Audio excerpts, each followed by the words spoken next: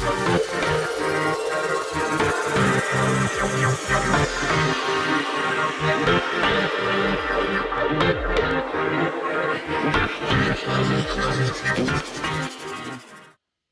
guys, welcome back to the channel and the second part in the character simplification design process that I'm doing for the wonderful people over there at XPPen.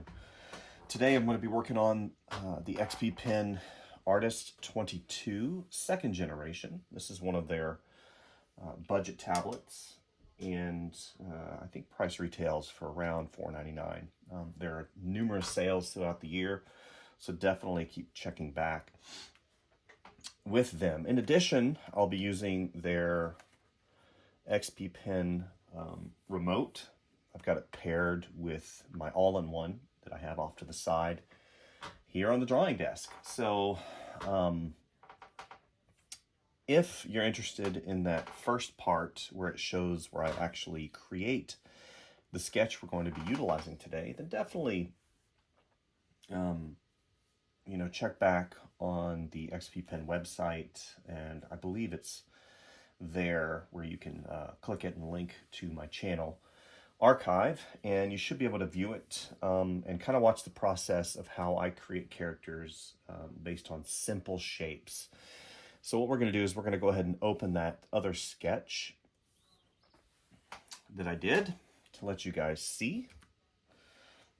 Here he is. I did an owl just for fun. So let's go ahead and kind of recap where I started with this particular piece. So again, we started out with a plain background. Then I went in and I utilized simple shapes, and you can see some of the circles that I did to block out really generalized large shapes in the context of the composition.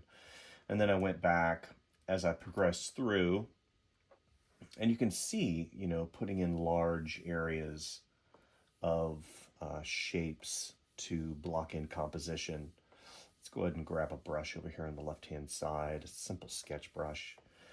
And I'm going to increase the brush size with the remote that I've got paired. What's great about this particular product, and again, XPPen did not send this remote. I've had this for a long time, and this is very comparative to some of the other remotes in the marketplace, and it pairs via a dongle. That is a USB dongle that you plug into your computer, and then you can program the keys to coincide with the quick key shortcuts, and they are program specific, which is really cool. Whenever you're programming stuff, you can go in and see, I've got Photoshop right here, and you can basically tell the remote what to do. So that's pretty cool. So I've got like simple shape here, simple shape here, simple shape here. And that's pretty simple, right? We got circle, circle, and then an oval. And then I went in and I started blocking in generalized larger shapes for composition. So here, then I've got here, and then I started using things to kind of frame him in the center. So you can kind of see how I work mentally whenever I go in and I start creating an image.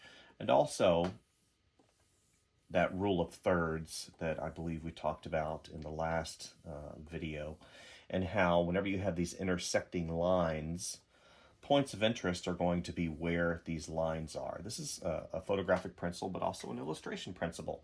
And you can rely upon these quote-unquote guides to help you create attractive illustrations. So here we are, and we've created a very simple sketch with an owl, okay? This particular design reference comes from the character reference and what I utilize to create the image, because references are one of those things that I think artists don't really know how to use. And even as professionals, sometimes there are certain things that we kind of go outside and inside the parameters. But reference should always just be a guide.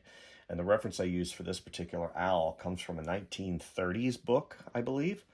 30s, 20s, somewhere around there. And it has to do with the construction of certain characters utilizing shapes. And this is a principle that is taught over and over again. And this book is, it's very been distributed around the world, and it helps artists as a user reference to help guide you through kind of the potholes that you might run into as you progress through this artistic endeavor. That principle of building on shapes is something that goes all the way back to the Renaissance period. Earlier, even some of the cave paintings you can look, they've utilized shapes to basically create images. And that's pretty simple whenever we look at it at its base understanding. So as I moved through, then I started putting in just a little bit of value, and then, maybe some highlights. And then underneath, I really blocked in value to kind of give it a little bit more of a sinister mood. And then finally, the rim highlights that I put on there. Now, what I'm going to do is I'm going to go ahead, since I've got my program, remote program, I'm going to hit Shift. I'm in Photoshop today. For those of you who are coming to this particular website and video and channel looking for resources, videos like this are kind of my bread and butter. I want to give the beginner feet to stand on. And that means basically, getting into a program like Photoshop is challenging. And, we look at Photoshop as being one of those programs that is so complex and difficult that it takes years and years to just learn it, not just to master, but to learn.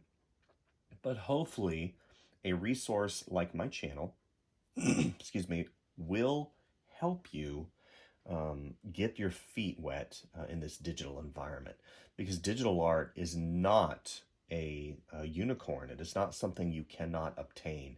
It is something that takes exposure, and it also takes practice. So I'm in Photoshop today, and Photoshop works in such that whenever you open a document, you have something called a layers palette over here on the right-hand side. A layers palette helps you determine the layer order and how you stack things on top of each other. The top layer being such that it is the one that is on top, and then of course the bottom layer being the one on the bottom. And you can basically change the layer, the way the layers interact with each other. So the way that I have it set up currently is just all separated into layers. So you saw me, I have the underlying shadows. I go in with the line work. Then I have some more shadows.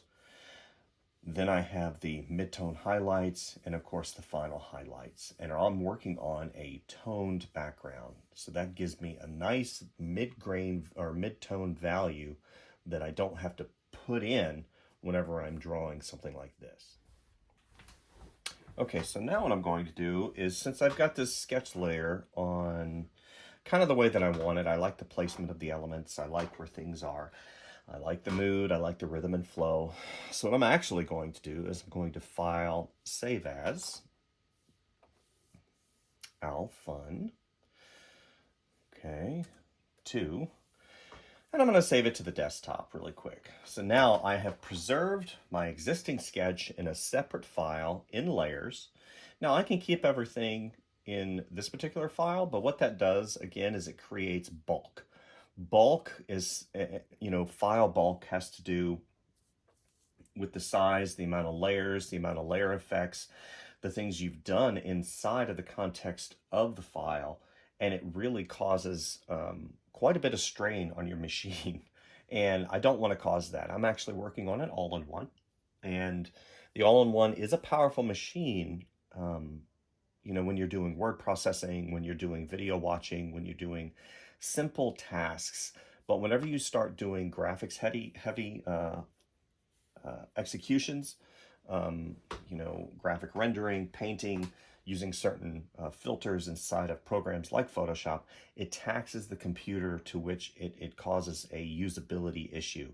Maybe the brush you're using is too big, You know, maybe you want to have a brush that's this big, but what inadvertently happens, and I'll show you, is I'll draw, and as you see, because I still have this in layers, and it is a 300 dpi file at 22 inches wide, this particular brush will eat up system resources and eat up graphics. See how slow that becomes? And that is not really an issue when I'm drawing small, right? Whenever I'm drawing smaller, okay? But it will start eating up those system resources. So you need to remember that. The tablet that I'm using, the XPPen tablet, is an HD tablet. So that high definition capability and that factor will be taxing on the graphics card. And it also, that's not a bad thing, okay? You have to understand that, you know, most of the tablets today have the capability to either be high definition, 4K, 6K, and 8K. So HD is kind of the standard now, whereas a few years ago, HD was kind of, you know, the unicorn. But nowadays, HD is kind of the standard. And this tablet does it very well. But you need to remember, you're all on one. If it's like 5 years old, 4 years old, that graphics card may not be up to rendering the high definition 1080p by 720, and that's what this is running, high definition screen, and depending on the size. So just remember that. You know, a lot of times we hook up these tablets and we don't quite understand why they're not working as designed. It's because you need to read the documentation, you need to make sure you purchase the right product, and always reference the program guidelines that you're using as far as output and what it has the capability to support. Okay, now we're done with that. So let's go to layer. We're going to merge layers. Okay, now it says merge layers, not merge all, and that's a very important thing, because I'm not merging all. All would include the background. See, now that I have that, I still have my sketch on a separate layer, because it just said to merge layers, right? And you're like, well, background's a layer, not in Photoshop size. Okay, so let's go. We're going to go to the layer we're on. We're going to push back the opacity somewhat. Okay. Actually, I was thinking about going ahead and putting in new lines. But for this, I just want to make sure that since it is the second part in the series, that we're putting in color in our rough sketch. Now this particular methodology can be used like whenever you're doing a color study. It can be used when you're doing a rough concept. Let's say I'm doing this for a toy or a storyboard. So this is really a really good sketch for a storyboard, a representation of a storyboard, because it has value, it has mood. You can see placement of item, you know, subject matter. And also, now that I'm going to put just a little bit of color in there, it'll help establish that mood a little bit more. You know, value studies, which is what this is because it's black and white and gray, value, no color, and color studies, which is what I'm fixing to do underneath this sketch, are really useful in the context of, let's say, comic book creation, animation, character design, toy concepting. You know, this is kind of the farthest I would go with a concept for a toy. And once it gets approved, then I would go in and actually, you know, do the final rendering, which will probably be the next stage, the final rendering. So let's go ahead and grab a, I'm thinking in terms of color. This is kind of the fun stage. So maybe he's in a moody forest. So let's demood. Okay, first thing I'm going to do, I'm going to change my brush. Let's go ahead and get the brushes over here. Okay.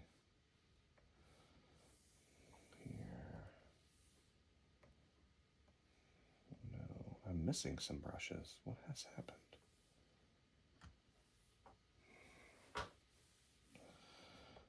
Okay, so let's go to this particular brush. Okay, so this brush renders really well because it doesn't have a lot of texture in it.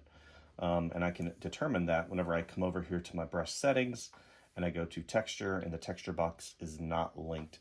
So whenever you have that linked and it checked, it actually references another file whenever you go to draw on it. That's why texture brushes are used in really large size.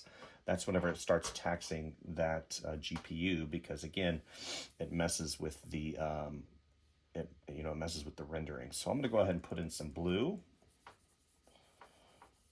Okay.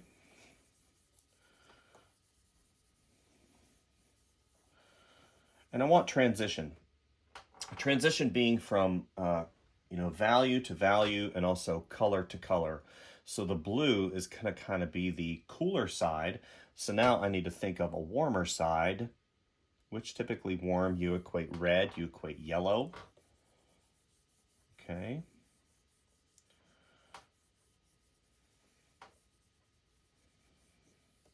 Right. And then of course, whenever you go in that mid-tone, whenever you have blue mixed with yellow, you're going to have green, color theory. Okay, so we're going to have a little bit of greenery here and there. We're going to mix it in just slightly. Go back to the yellow. And it's nice to have your palettes and your little tabs set up where you want them. And Photoshop is a great program for that. You can pre-program and set things up in such a way that every time you open up Photoshop, your tabs and your palettes will be exactly where you want them. Okay, so since I am not using my layers currently, I'm going to put him down to the right-hand side to make sure that I don't have that taking up real estate. And my history palette, I like to have things down below because the maximum screen real estate is what I really desire. You know, all these things are fantastic, but in reality, I want to make sure that I have maximum real estate. And there's a way that you can get to that really easily. If you pre-program your remote or your quick keys on your keyboard, I pre-programmed the key F. So every time I press the key F, it goes through a different cycle of the settings in Photoshop. So F would be, the first time I press F would be full screen with tabs, and the third time would be full screen without tabs. Typically, if I'm drawing a character or doing a setup, I'll have it like this.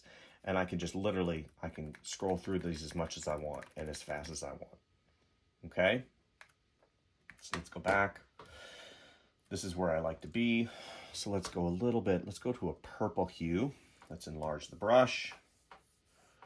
And again, kind of cool over here on the right-hand side, because this part of the forest is going to be less inviting than, let's say, this left side. This left side, from where I'm coming in left to right.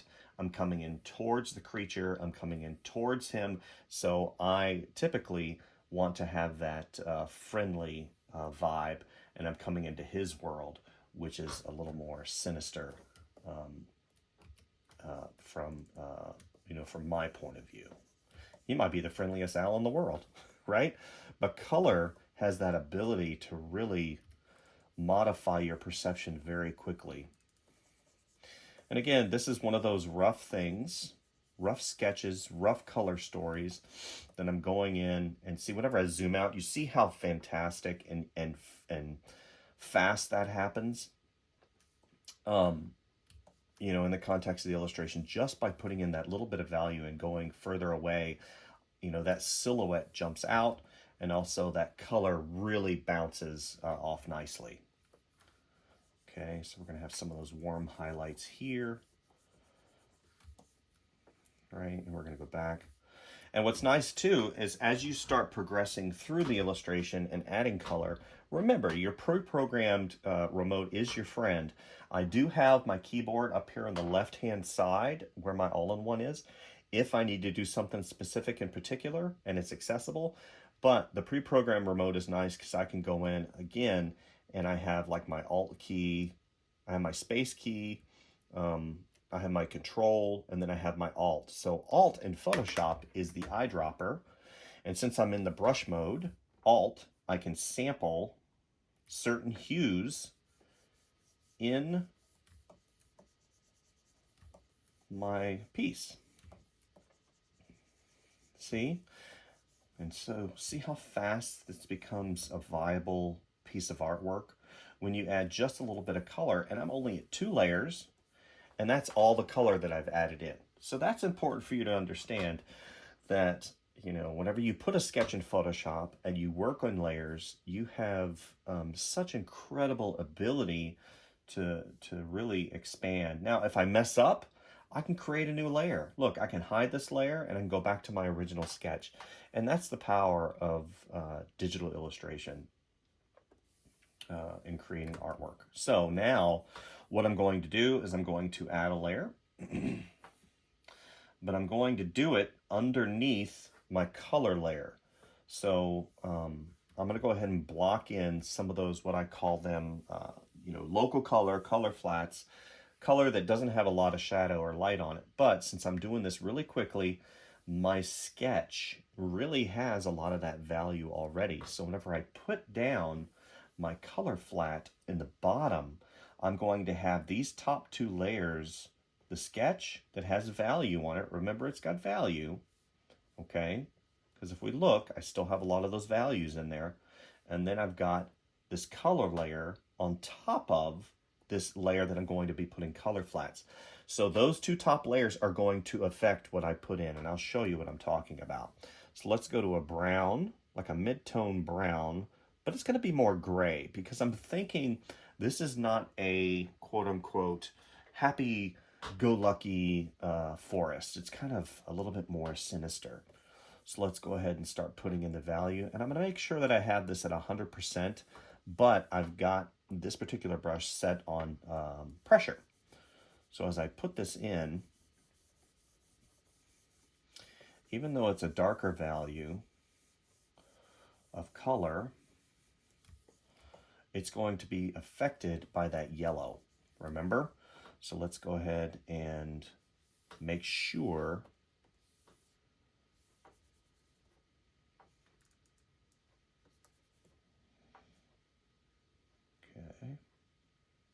Okay, so in the XPPen world, whenever you receive your XPPen 22, there are certain program things that XPPen has put into your pen that help you draw. And you're like, well, how's that? I don't quite understand that. So when you get it and you set everything up, the pen button is right here, okay? It's the space. So I have this, I believe I have this pre-programmed as space so I can move this around. But whenever you press this back button, they have it pre-programmed as eraser. What's really cool about that though, is you can go back in to the XPPen. Okay, here's the 22, and you can set tablet area, you can determine screen, you can determine where things are depending on your needs. And what's really cool is you can program things in such a way that'll help you. And you can do it program specific. And you can change the hardness and the softness of the pen pressure curve. I believe this particular machine supports over 8,000 levels of pressure sensitivity.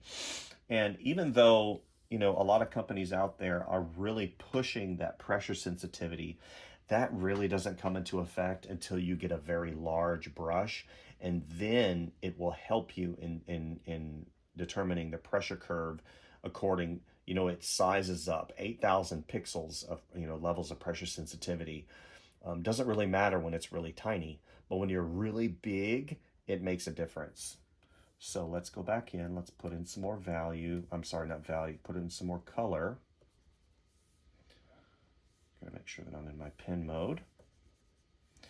And that's one of the things that I really had to get used to whenever I first started using this particular device, is the fact, see right now, I'm not getting the dark color that you're seeing because this particular layer right here is opaque. So let's go ahead and put a layer transparency on it. Okay, so now what happens? The layer transparency is now set to color, okay? And even though you're seeing a different value now of that color because it's darker, nothing has changed other than how this layer interacts with this bottom layer.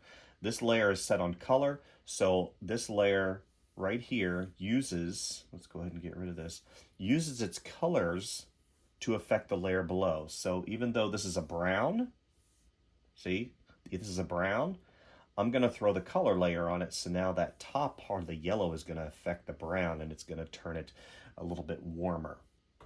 Okay, so we're going to stick on this bottom layer, and we're just putting in some of those. And you see, because this side has a blue tinge, a blue hue value, that blue color layer transparency is going to affect it in a blue way. It's important that you understand how Photoshop treats certain things, you know, in that context of layer order and how you've set things up, okay? So I'm going to stay on that color layer. I'm not color layer, I'm going to stay on that bottom layer. We're going to be blocking in some values and color hues. So let's go ahead and put that in. My brown has not changed. The only thing that has changed is how that color layer, or that top layer, is affecting that bottom layer. I don't mean to confuse you, but sometimes, you know, it's hard to explain in a layman's sense how Photoshop treats certain aspects of your art creation process, if that makes sense. Okay, so now I'm going to come back. I'm going to go a little bit green, but I'm going to do darker green. Okay, I'm just going to start putting in some of these hues, these quote-unquote color flats. Let's go ahead and put taper on. And this would be a great start for an illustration, right? An illustration page. Yeah, see whenever we get into these cooler, and let's go ahead and zoom out, and you can see as we zoom out, that color layer, you know, these cools over on the right-hand side are going to affect that brown or that green in such a way that it maybe will turn it a little bit less saturated, because you're putting that gray / purple color on top of it. Okay, let's go up. Let's go back to brown. So now, what I'm thinking I'm doing, so I found a brown here I like. I'm going to go ahead and darken it up and warm it up just a little bit. There we go. Now, here's one of those situations now where I've landed, and I need to explain a little bit understanding about how objects in the distance are going to be less saturated. They're going to be lighter. They're going to be less important than objects in the foreground, because I want to lead your eye and have your eye focus on certain things, you know, subject-wise. Your main focus, obviously, is the owl, and then any items maybe in the foreground. Maybe this will be a little bit darker. Whoops. One of the things I have to get used to in the pre-programmed setting is the little rocker key here is very sensitive. So if you're used to just kind of doing things really quickly, you can always deactivate these to help your workflow. But I use these quite a bit, so I want to make sure and keep these active. So let's go back, let's go down, make sure that I'm on the right layer. That's always important too. Nothing frustrates an artist more than to be painting and to be getting into the workflow and then suddenly realize you're painting on the wrong layer. I can tell you how many times I've done that. It is frustrating. So let's go ahead and get a different color. Make this a little bit darker. Have that act as a framing element. That helps me. Okay. All right. So now I'm ready to kind of put in the owl. Actually, what I'm going to do is I'm going to go back and I'm going to create another layer because, and I'll show you, here, let's hit Control. And that's going to create a layer underneath everything. By default, if you were to hit this little plus button, Photoshop will create a layer on top of the last layer that you used. So let's go ahead, we hit Control button on our quick key remote. And once I did that, excuse me, I'm sorry. Once I did that, I went ahead and created a layer underneath, and that's a really great tool. So underneath, now I'm basically underneath everything except for the background. So what I can do is I'm going to create a cool hue all the way down. I'll go a little bit less saturated. Okay, and I'm going to see what that does.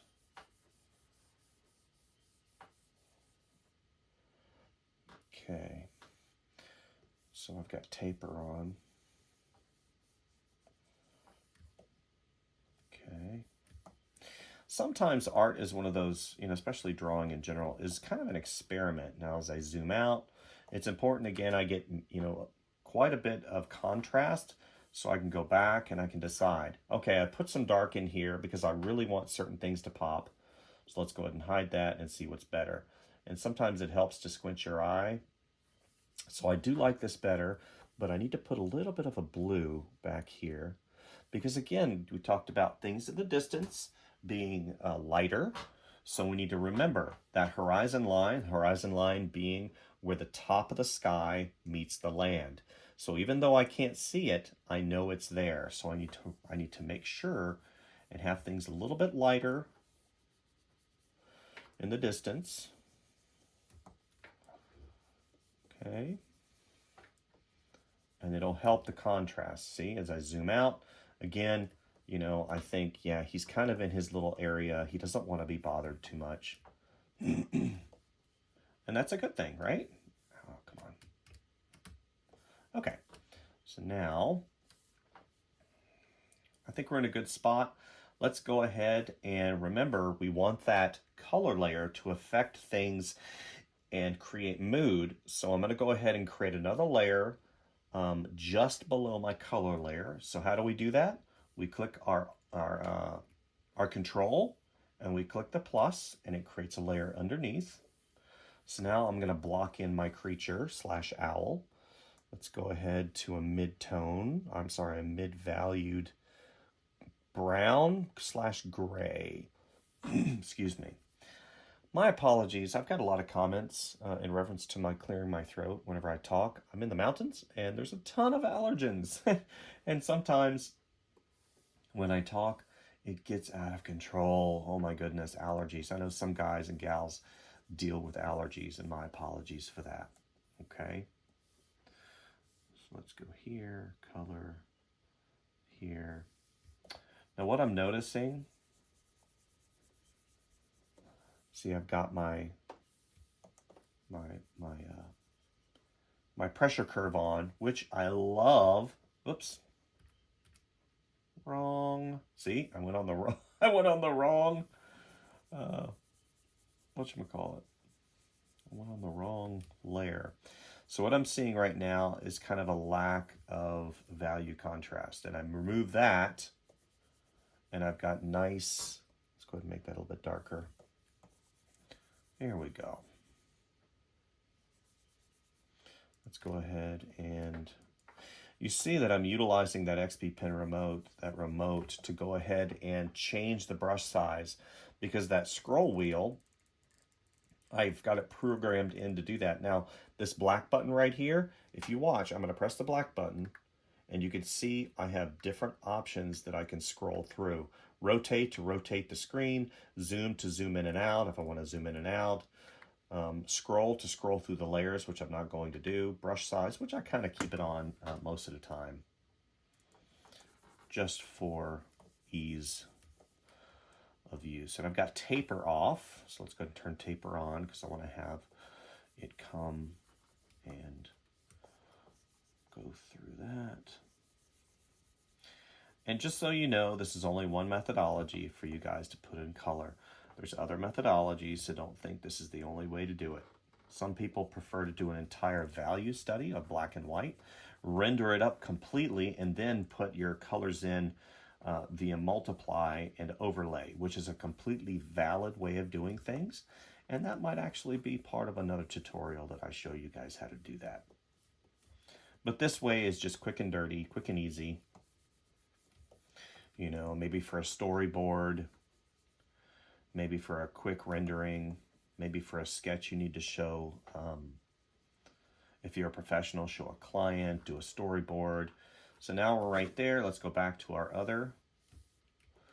Okay, so what I'm noticing is that in terms of saturation, So this color layer, even though it's on color, whenever I put the hue down, I put it a little bit opaque. So what I can do is I go back, I can click on this button right here. It goes to the eraser. Let's make sure that I have a viable, there we go. Eraser option, I'm going to click pressure on, and I'm going to push back that opacity. So I want you to watch. So I can bring forward some of the color of the owl.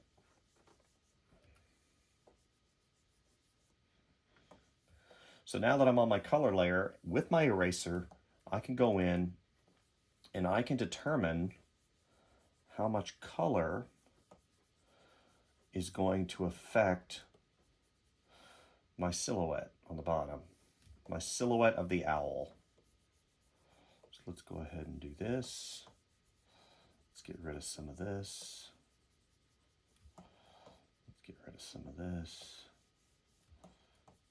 Good. Good. And that eye, let's get all the color out of there. Good. Good. And he's starting to really come around. And I zoom out, and again, you can see some of that brown shining through, not shining, coming through. And again, it helps establish that mood. Okay. And as I progress through, you know, maybe I can put, since I'm on the color layer, I can go in and really like to hide these highlights right here. I can erase some of that color value. I'm sorry, that color hue. I keep going back to value. I just like saying value. Okay. Good. And you can see kind of a broad spectrum of colors being put onto this particular creature, and it helps him a lot with that mood. So let's zoom out. So we have nice mood. So let's go back to, again, here we are. Here's our value, or I'm sorry, not value, our color layer for the owl. And we can go ahead and block stuff in. I went back to brush, opacity 65%. I need to make sure what brush that I'm on. So let's go ahead, we're in airbrush. Let's go up here.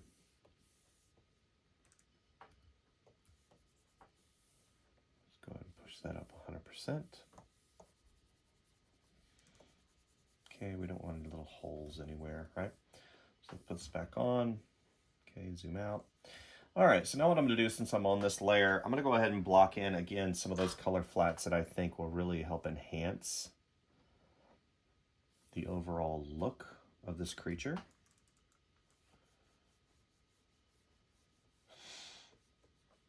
I'm still in that textured brush because I love how it feels.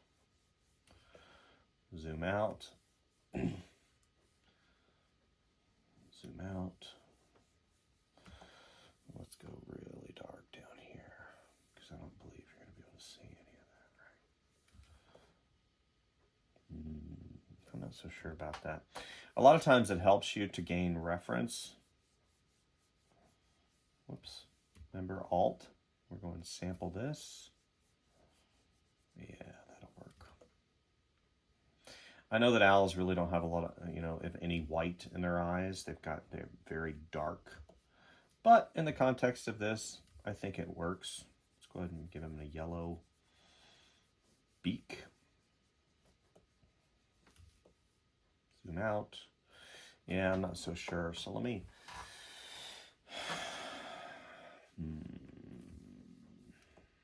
Let's go ahead back. Okay. A little bit of value or hue right here, hue right here, hue right here. Now, in case I'm like, oops, and you see how that goes outside of his lines, what I can do is I can go ahead and lock the transparency, this little flag item. So if I were to do that again, everything stays within the context of my blocked out color layer right here. And you can watch, see, it doesn't go outside of it at all. See, that helps. And remember, don't be afraid to experiment. And that's what this is. This is kind of an experiment, right? Okay. So as I'm going in, I'm just having some fun. I'm just feeling things out just a little bit. Right, putting little highlights in here and there. You know, maybe right here, he's got his yellow head coming down, a little bit warmer. A little bit warmer. Just trying to determine what's going to be the best course of action. Right? If you guys just heard that, that was a cow. I've literally got cows about 30 feet from me. I live in the country. I mean real country, not just like, oh, how cute, you live in a country farmhouse. Oh, no, I literally live in between two gigantic mountains. I've got about, 3,000 feet on each side of the house that is pasture land, and we're up on a hill, and it's quite beautiful. I'm very fortunate to live here. You walk outside, and you can see cows walking past your house. I've got turkeys, there's deer. It's just a wonderful place to be. Great for creativity. Okay, so now what I'm going to do, since I've kind of blocked in, my general color, again, putting in color is something that it takes time. Okay, so let's go back. Okay, let's go back to the layer here. And what I would do now is I would just start quote unquote playing. I would start playing with how he looks, his highlights, and the overall presence of the owl in the forest. Maybe I would make these darker. Okay. So once I get to a point, then I would create, and that's where I'm at right now. I'm at that point where I'm like, okay, it's not horrible. I think that as I progress through, I could basically spend hours in the rendering process. But now I'm going to move on to kind of the top highlights. I've got the midtones. I've got the darker shadows that I wanted, not too dark. And actually what I'm going to do, instead of doing the highlights, I'm going to go ahead and put another layer in there, and I'm going to put it on multiply, and I'm going to change my shadow to kind of a darker purple hue, and I'm going to get the softer brush here. Yeah, that's what happened. It accidentally got moved. Okay, so let's go down here to the soft shade. And you see, whenever it's in its opaque setting, that's pretty dark. Now I can do a couple things. I can go in and do this. So watch. So I've got it pretty big. I've got taper off. And I'm going to go ahead and I'm going to just start rim shotting my shadows really quickly. And this is definitely a viable technique, and I'm going to show you why. And you're like, that looks terrible. So what I'm doing is I'm rim shotting things quickly to help establish them foreground, background. So obviously I want him to be the focus, so I'm going to go ahead and make sure he has the strongest shadows. Maximum contrast equals maximum eye leadability. Okay, so I've established that. Let's go here. I like this tree right here, so I'm going to hit that. Pretty dark. And as I go out, suddenly it gives it a different feeling. But you're like, this looks terrible. Yes, it does, but now watch. So I'm going to go ahead, I'm going to pull back on these shadows just slightly. Okay. And suddenly, see, now it gives it just a little bit more dynamic presence. And I can go back with the same brush, with the same pressure curve, and with multiply, the more you put on top of it, the darker it's going to be. And I can change the color of my shadow if I want. Because right now we still have that purple on. And see that dynamic feeling and presence that putting some of that color in there gives. You know, we can go ahead and do this. Darker. Darker. That leaf can be darker. Darker. Darker, darker, darker, darker, darker. Okay. Okay. And finally, now that we've established that, let's go to the top. Highlights. So we talk about highlights as kind of a final. You know, you can see that I've already got highlights in because I did a value study.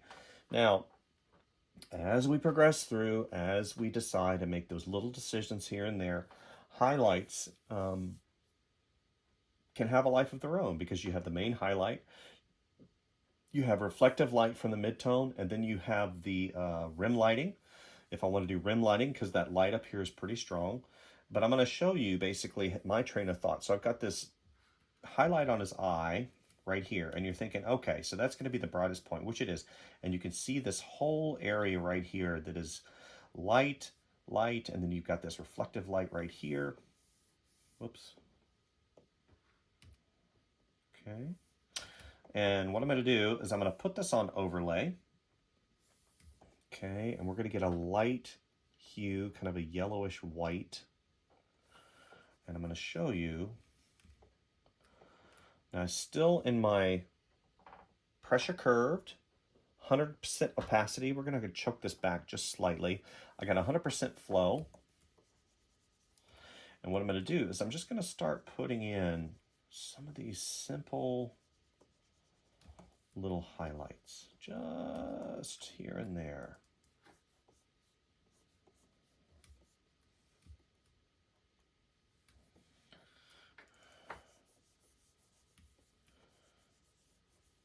All right.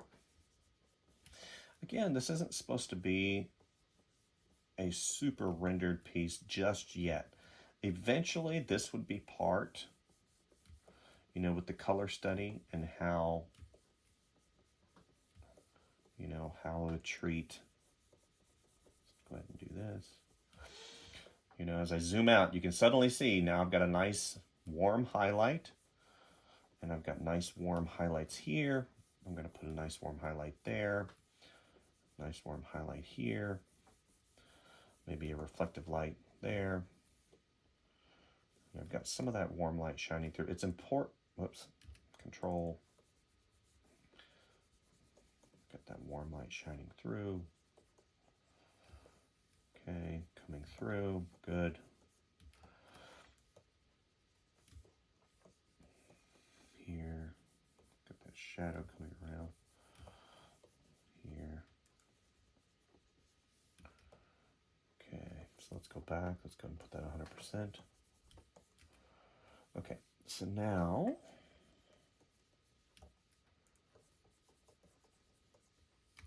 let's get rid of that blinking. That's a Windows issue, by the way, for those of you who are wondering if it was a computer issue. It is not. It is a Windows/Photoshop issue. For some reason, whenever the menus and tabs are active and you're painting, I don't know if it has to do with the rendering, it'll blink slightly. It's happened on 4 of my machines, so I know that it's not a user error. Okay, so let's get rid of those. Okay, so now brighter, brighter, brighter, brighter. Okay, so let's zoom out. Okay, so now we're at a point, excuse me, where we kind of have to decide, you know, where are we going to go with this illustration? You know, we've got a nice color mood. Whoops, sorry about that.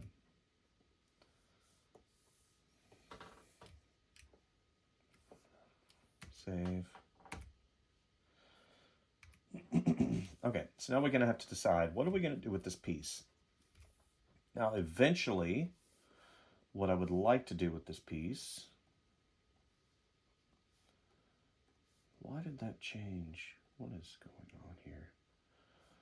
Let's multiply. Good. So let's get this on top of everything. Good. Let's choke that back slightly. Slightly. Let's give him a little bit rim lighting here. Reflective light. Now I'm going to change the color too, because again, we look over here and we see that blue hue.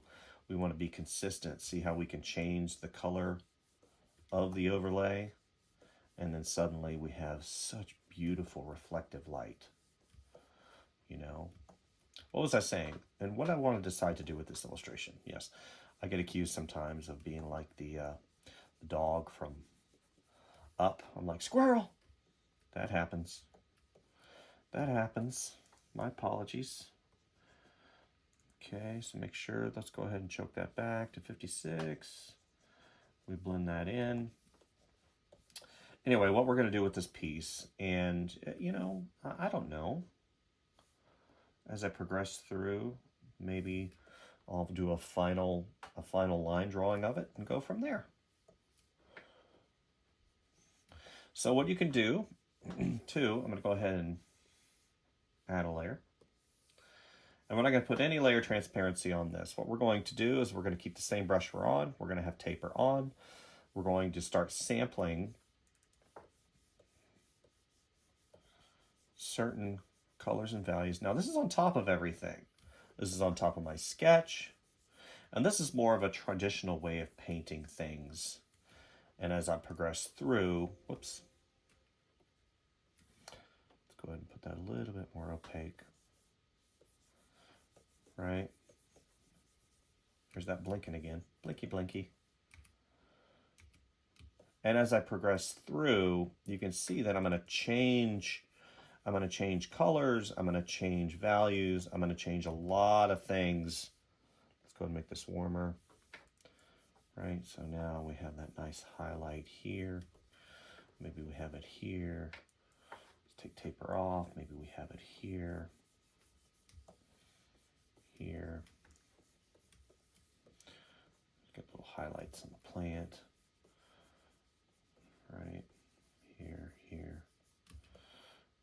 And how it's leading your eye and directing you over towards the owl.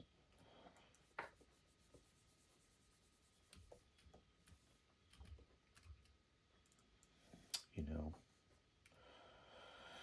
drawing is one of those wonderful things. Again, as you experiment, you get better, you learn certain things.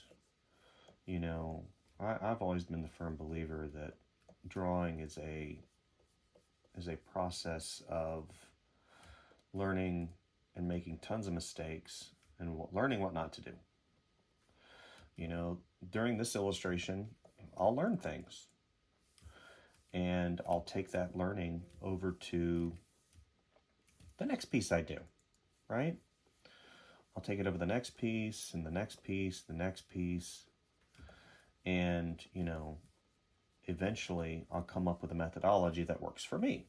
So let's go make that highlight a little bit lighter.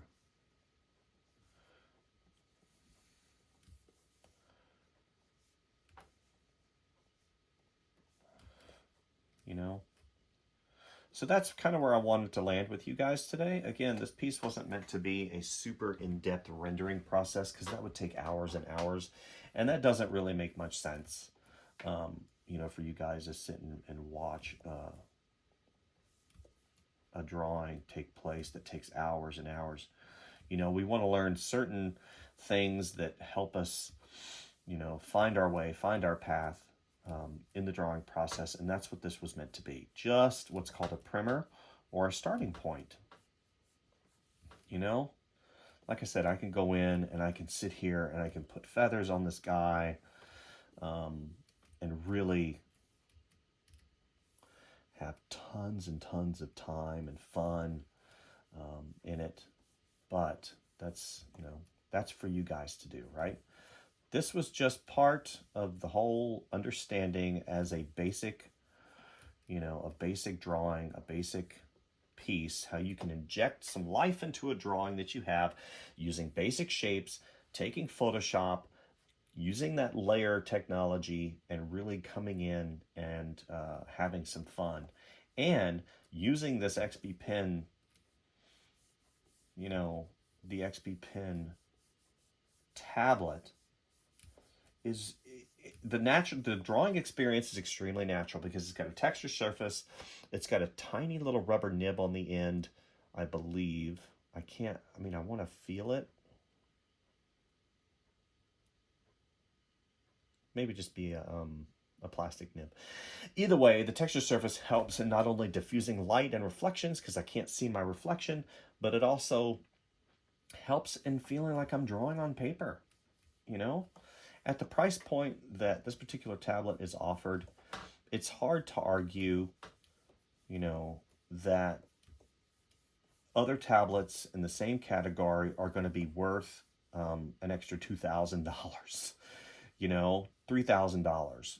Even at the size that I've seen, I mean, you can spend a lot of money on tablets today, you guys. I mean, gosh, you know, some of the competitors and some of the other tablets out there and the all-in-ones. I mean, one of the all-in-ones that I bought 2 years ago was close to, you know, $4,000. And did I get my money out of it? Probably not, you know. Even though it had good technology in it, I think for the money and the price point, it's hard to beat something like this. Even at a budget price point like this is, you know, tablets like this are considered budget because they don't have a lot of the bonded screens and you know, the 4K. And in my opinion, as an artist, one of the things you always have to remember is even though those are great things, they're just tools. These are just tools, guys. That's all they are. If you don't have the basics down of drawing and understanding the principles of design, then there's no tablet in the world that's going to solve your problem, you know? So anyway, thank you guys. And definitely look me up and other videos on my channel. And hopefully you got something from this today that you can take with you as you progress through your art journey. Thank you guys, and we'll see you soon. Bye.